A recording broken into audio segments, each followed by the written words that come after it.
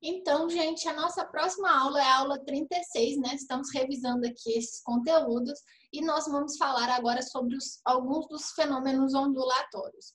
O primeiro fenômeno ondulatório que a gente vai ver é a reflexão. Na reflexão, como a gente já viu algumas vezes, né? A gente já está falando de reflexão há um tempo, é o fenômeno em que a onda vai se propagar para o meio, vai encontrar um obstáculo e vai retornar para o meio de origem. Na reflexão, as grandezas fundamentais das ondas, elas se mantêm constantes. Então, velocidade, comprimento de onda e frequência se mantêm constante. Depois do processo de reflexão, a onda volta com essas mesmas características. A gente pode ver as reflexões em cordas e essas reflexões nas cordas, elas dependem se o extremo a qual a corda está presa, ele é fixo ou ele é móvel. Sempre que o extremo da corda for fixo, quando eu propagar uma onda, ela vai refletir com inversão de fase. Ou seja, a onda que estava indo na parte superior ali, né? O pulso que estava na parte superior volta pela parte inferior da onda. Quando a gente tem um extremo livre, ou seja, a corda está presa, mas ela pode se locomover dentro daquela haste, significa que quando eu emitir o pulso, ele vai incidir no obstáculo, né, que é a própria haste, e ele vai refletir sem inversão de fase, ou seja, na mesma fase. O outro fenômeno que a gente tem que relembrar é a refração. A refração, ela ocorre especialmente com a luz. Ela é um fenômeno que consiste na mudança de velocidade de propagação da onda eletromagnética quando ela atravessa meios ópticos diferentes. Gente, acontece só com a luz? Não, a refração não acontece só com a luz, ela acontece com outras ondas. A gente já viu a refração do som, né? A refração, ela acontece com as ondas em geral. A luz é o mais que a gente vê mais situações, que é estudado com mais delicadeza dentro da refração, mas ela acontece em outros casos também. Lembrando, quando existe a passagem de uma onda de um meio para o outro, ou seja, a onda sai de um meio ar para o meio água, por exemplo, ela vai modificar suas características básicas. Então, quando acontece a refração, aquelas grandezas fundamentais, que são velocidade, comprimento de onda, por exemplo, elas mudam. Por quê? Porque a velocidade de propagação de uma onda em cada material muda. Para cada material, a velocidade de propagação da onda é diferente. E como a velocidade muda, o comprimento de onda também se altera. A única coisa que se mantém constante na refração é a frequência. Tá?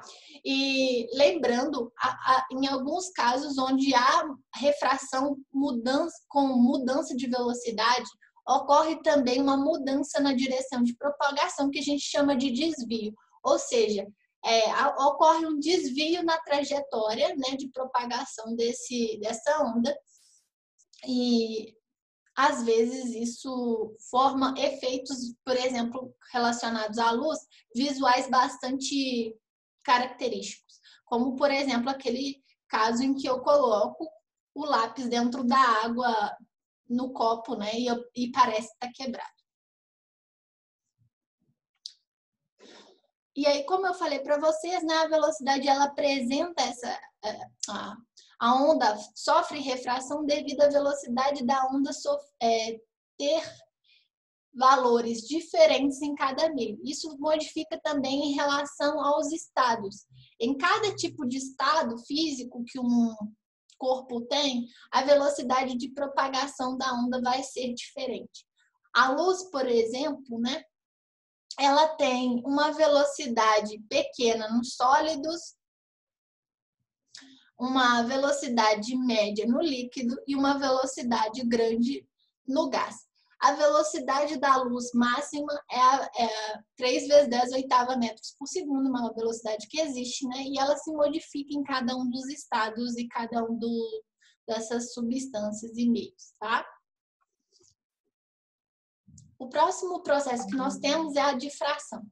A difração é um processo em que as ondas conseguem contornar obstáculos, seja contornando mesmo, por exemplo, quando o som ele contorna o muro para a pessoa que está do outro lado ouvir, seja atravessando fendas, ou seja, aberturas, pequenas aberturas que permitem com que essa onda se propague.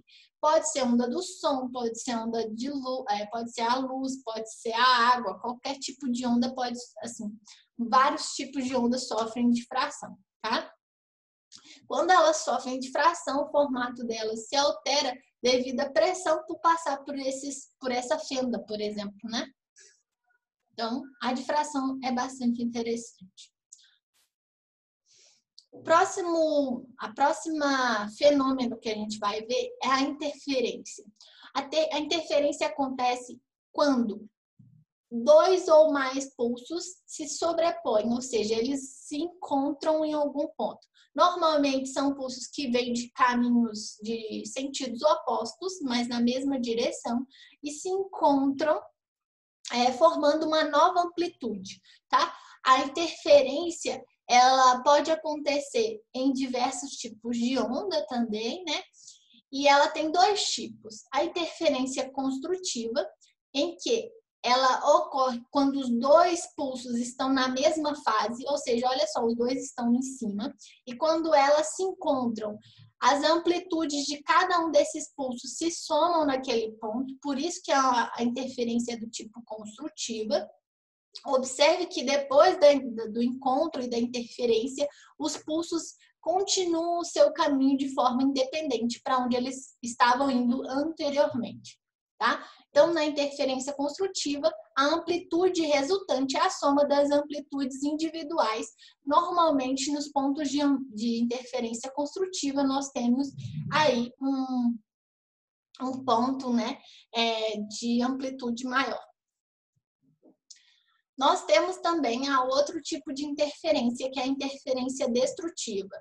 Para acontecer a interferência destrutiva, os pulsos têm que se encontrar em fases diferentes. Cada pulso vai vir em uma fase e quando eles se encontrarem naquele ponto, vai acontecer a interferência destrutiva, que na verdade é uma diminuição na amplitude das duas ondas, ou seja, a amplitude de um pulso vai subtrair a amplitude do outro, e nesse ponto nós vamos ter uma amplitude resultante, que é resultado dessa subtração. Assim como na construtiva, depois da interferência naquele ponto, as ondas continuam se deslocando, seguindo sua trajetória normalmente. Lembrando que a interferência ela pode ser tanto no sentido de ter uma interferência destrutiva parcial, em que ainda vai existir um pulso resultante com um valor de amplitude menor, ou pode acontecer uma interferência totalmente destrutiva, que seria o caso em que os dois pulsos que se encontram teriam as mesmas características, tanto de velocidade, amplitude, etc. O próximo processo que nós temos, é a polarização, que é um processo no qual nós usamos um polarizador para que a gente escolha uma direção de vibração específica para uma onda. Então, a gente seleciona uma direção de vibração e impede as outras de passarem. Esse processo ele é só possível em ondas transversais, porque nesse tipo de onda a vibração e a propagação acontecem em diferentes direções, né? Porque na longitudinal a propagação e a vibração acontecem iguais. Se eu impeço, né, por a vibração, então eu impeço a onda inteira de passar ali, né? Então, só serve para transversal. A luz, por exemplo, é uma onda transversal e eu posso, por exemplo, polarizar. Os óculos de sol, os óculos 3D, eles são exemplos de polarizadores, porque eles escolhem uma frequência, uma direção de vibração específica para passar, enquanto outras não. O sol, por exemplo, ele impede que o óculos de sol, por exemplo, impede que determinada onda que não faz bem para os nossos olhos, né, entre, né, passe por ali e só permite que a onda de luz normal passe. Então, ela escolhe uma vibração específica para passar. O outro processo que nós temos é a ressonância. Nesse caso, a ressonância é um processo no qual eu tenho um corpo vibrando com a mesma frequência natural de outro. Então, eu faço uma onda com as mesmas características de vibração de outro corpo ou de outra onda, né? E quando isso acontece, né, especialmente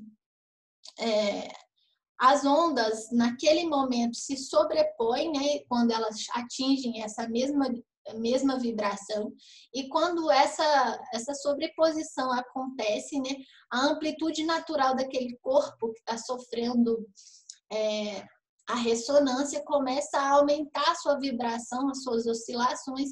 Em alguns casos, o corpo não aguenta, como é o caso, por exemplo, da taça, né, que eu mostrei para vocês.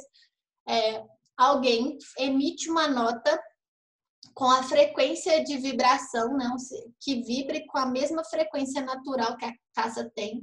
A partir do momento que essa frequência é atingida, ela se sobrepõe e a taça começa a vibrar com mais intensidade até chegar ao ponto dela conseguir quebrar. Não é fácil, mas existe essa possibilidade. O micro-ondas também trabalha com ressonância a partir da vibração das moléculas da água, tá? É isso. Então, terminamos a revisão das aulas referentes aos fenômenos, lembrando que eu coloquei que são as aulas 36, né? Mas existem essas aulas em outros tópicos, as aulas, depois eu vou comentar direitinho com vocês lá, né? No próximo vídeo, nós vamos fazer a aula 37 sobre ondas transversais nas cordas, tá? Daqui a pouco a gente volta.